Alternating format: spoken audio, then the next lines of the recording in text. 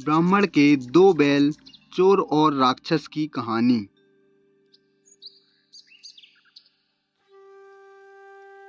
एक गांव में द्रोण नाम का ब्राह्मण रहता था। वह बहुत गरीब था।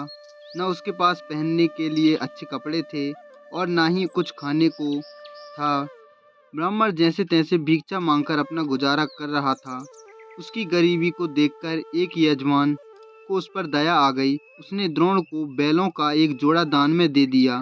बैलों को गोधन मानकर ब्राह्मण द्रोण उनकी सेवा पूरी लगन के साथ करने लगा।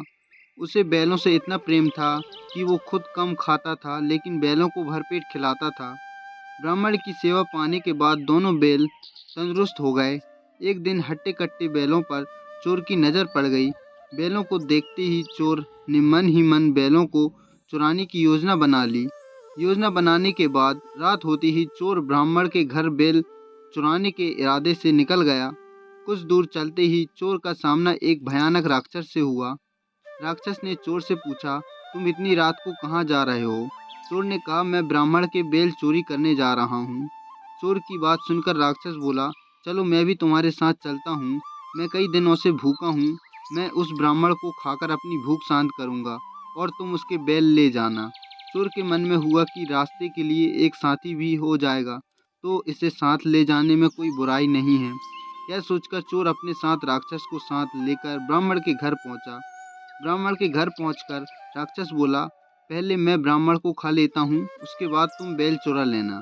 चोर ने कहा, नहीं, पहले मैं बैल चुराऊंगा, उसके बाद तुम ब्राह्मण को खाना। अगर तुम्हारे आक्रमण से ब्राह्मण जाग गया तो मैं बैल चुरा नहीं पाऊंगा। फिर राक्षस बोला, जब तुम बैल चुरा खेलोगे तो उसकी आवाज़ से भी ब्राह्मण जागकर अपनी रक्षा कर सकता है।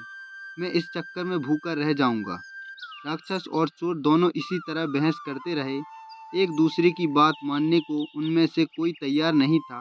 उसी बीच राक्षस और चोर की आवाज़ सुनकर ब्राह्मण जाग गया। ब्राह्मण को जागा देखकर जल्दी से चोर बोला, हे ब्राह्मण, देखो यह राक्षस आपको खाने आया है, लेकिन मैंने इससे आपको बचा लिया। इसने कई बार आपको खाने की कोशिश भी की पर मैंने ऐसा होने नहीं दिया। चोर की बात सुनकर राक्षस ने भी तुरंत कहा, नहीं ब्राह्मण, मैं आपको खाने नहीं बल्कि आपके बैलों की रक्षा करने के लिए आया हूँ। यह चोर आपके बैलों चुराने आया था।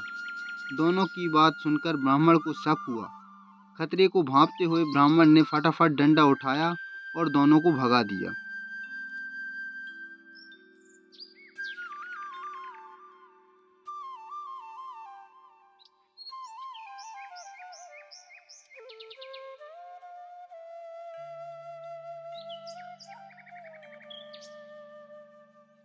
यह कहानी से हमें यह सीख मिलती है कि हमें हमेशा परिस्थिति के अनुसार काम करना चाहिए।